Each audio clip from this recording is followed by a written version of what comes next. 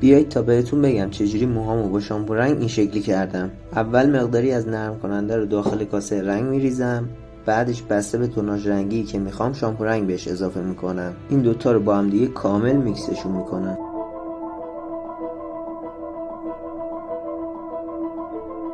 برای احتیاط بیشتر از دستکش استفاده میکنم که به پوستم آسیبی نرسه. مواد رو با فرچه به موهام میزنم طوری که کل بخشای موهامو در بر بگیره. ماساژش میدم که به خورد موهام بره و در انتها موهامو آبکشی میکنم.